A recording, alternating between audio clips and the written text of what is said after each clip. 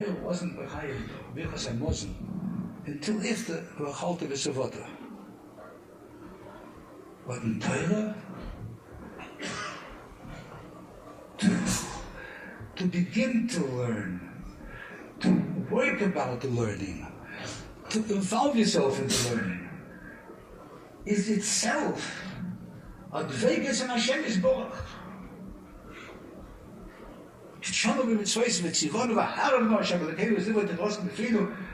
When we're learning and we have difficulty, it's just to make a little inroads and to be kind of a little bit of Kenyan. The Eberste is al Malamed in itself. The mitzvah van the wolf and the basic of growth is in itself a mitzvah. A big mitzvah. A big mitzvah, you know. So it's a very poor way to say what it is. It's a mitzvah. It's a kedusha. It's a kedusha.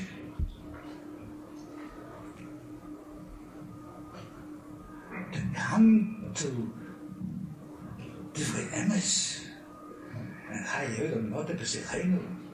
I said 50 years, alavai. But something is done. Something is done. Something is done. But that's afterwards.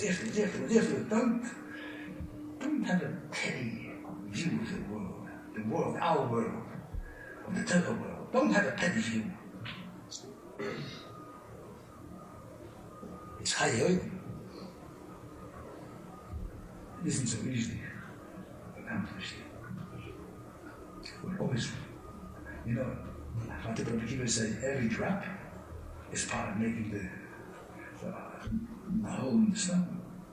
But to see the hole, it takes a long time.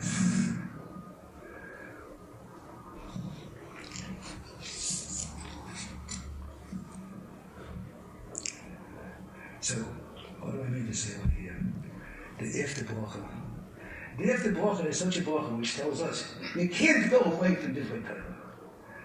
Because if you have a grasp on the emes, can you go away from that?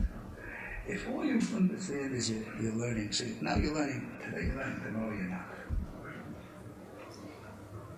But if you didn't get a grasp on the emes, can you go away from it? And if you were neiteir, you implanted in yourself, can't you go away from it? The after bracha is a bracha now that there is no way from it. It's after bracha, there's no way. Now listen to me. Circumstances change, things are different. We're not talking in that sense, you know. I'm talking in the issues-dige sense, in the mavus, in the makeup of the person. The makeup of a person. You can't go away from the Torah. The Maisa, we're not talking about the Maisa. All different kinds of things happen in life. But a person who was zeicher, that he could make a bracha afterwards, that was emes nasamah. Too bad, or how good. You can't go away from it. It's implanted. It's with you. It grows in you. It's you that grow. You are the Chayyim. Da habe ich geholfen, mit in alle solche sein zu dazu. Ja.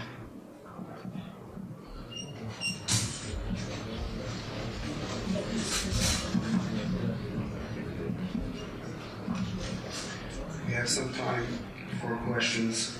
I'm going to ask the Rosh Hashiva first the questions that were submitted in advance by the students.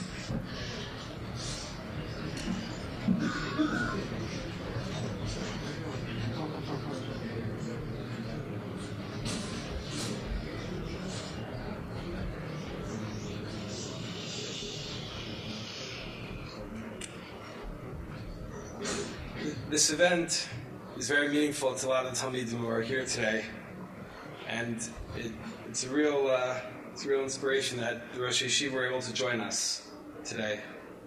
But we want to know how we can proceed from here. Can there be areas of cooperation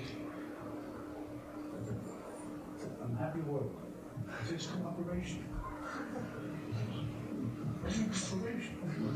We are all one.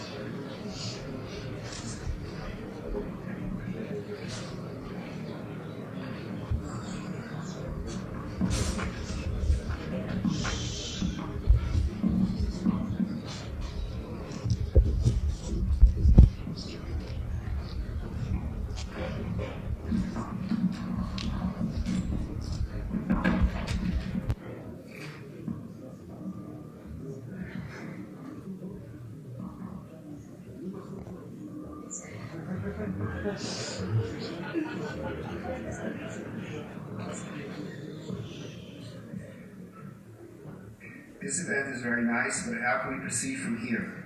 Can there be areas of cooperation between our world and yours? How? I protest! So the Eretz world, his people. And what do you mean, our world and your world? I don't understand that thing. I don't understand nothing.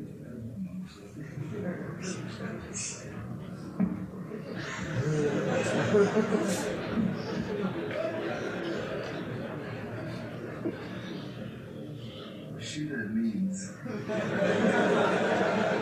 don't understand it. Cooperation implies that there are two areas of operation. We have one area of operation.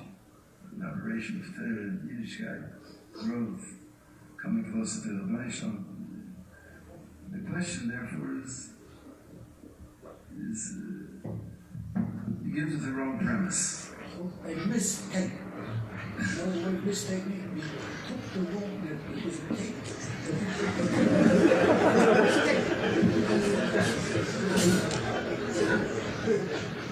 Next question.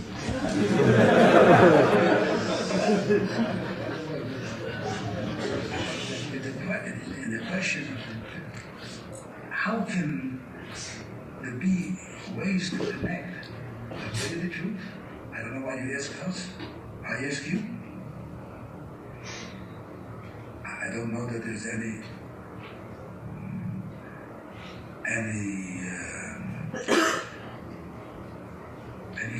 withholding about or myself or other reciprocal. I don't know that there's anything to hold back. So I'm asking you the question.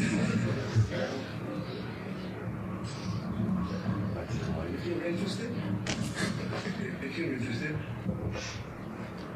so follow your interests. In other words,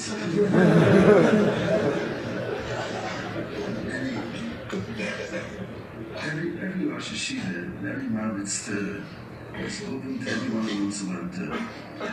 Given the constraints of time and energy, open to everyone. There's no difference. No Rosh Hashiva thinks that his yeshiva is more important than a Baruch runs in another yeshiva. There's no more chiyuv Talmud Torah when a Baruch runs in one's yeshiva than in another yeshiva. Questions are only the constraints of time and energy.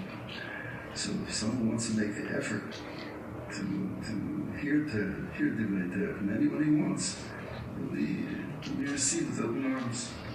There's no the question again doesn't exist. So far we have 0 for 2. No questions. Go for it.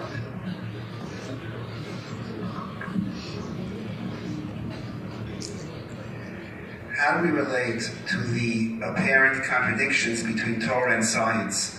Were Chazal accurate in their depiction of science?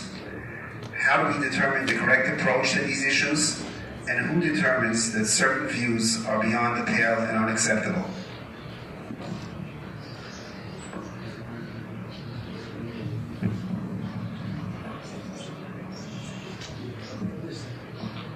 excuse me, if someone would be more